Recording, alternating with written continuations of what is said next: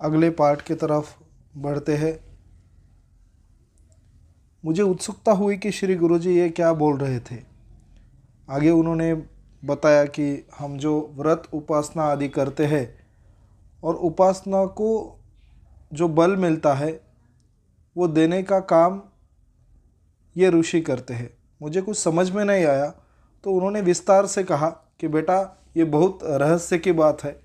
समझो कोई साधक उपासना के प्रारंभिक क्षेत्र में है तो उसका उत्साह बढ़ाने के लिए उनको स्वप्न में मार्गदर्शन या तो फिर कुछ संकेत से या तो फिर कोई छोटा सा चमत्कार के द्वारा उनका उनका उत्साह जो बढ़ाते हैं वो ये संग करता है।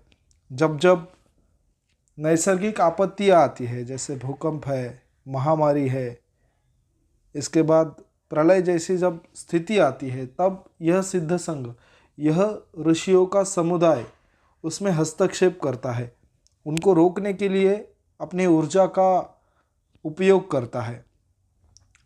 इसी के साथ मैंने जिज्ञासा पूर्वक और एक प्रश्न पूछा कि कौन लोग हैं जो इस समुदाय का हिस्सा बन सकते हैं।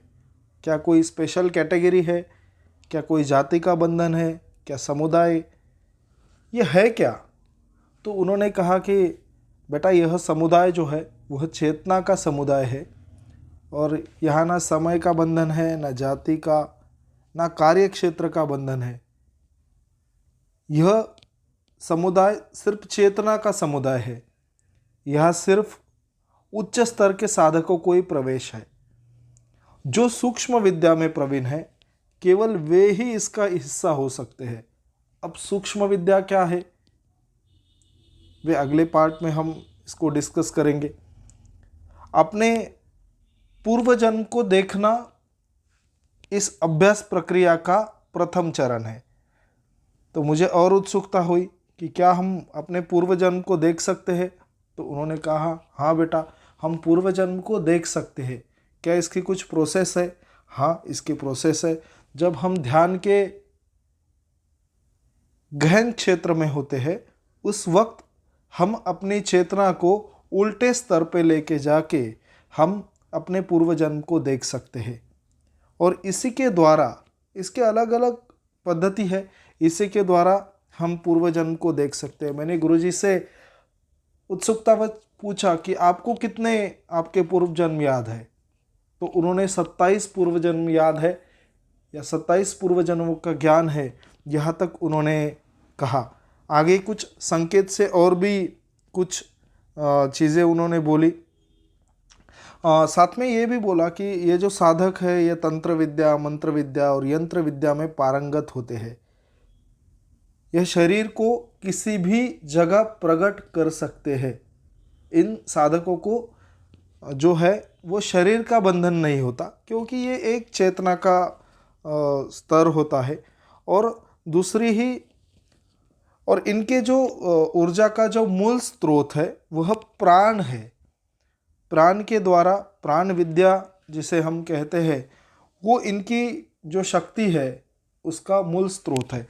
तो प्राण विद्या क्या है, इसको हम कैसे जागृत कर सकते हैं, उसके लिए तो कुछ गहन चीज़ें हैं, उसके लिए तो कुछ अभ्यास भी ज़रूर है।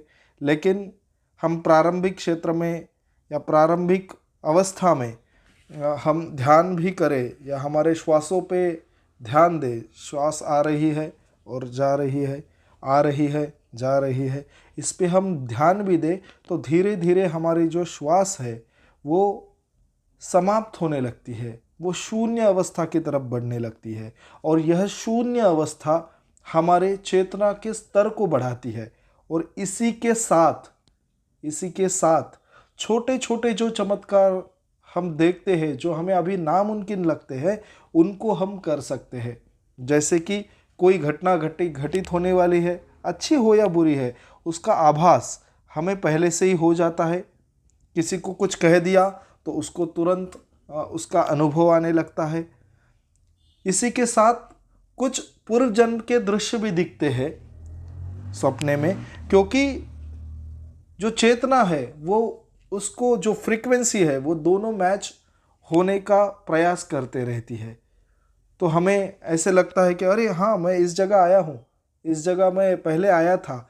तो ऐसे ही क्या किसी से मुलाकात हुई तो अरे मेरी इससे पहले मुलाकात हुई है, हम मिल चुके हैं। तो ये जो कनेक्शन है ये समझ में आता है। तो अगले पार्ट में हम देखेंगे कि सूक्ष्म विद्या क्या है और सूक्ष्म विद्या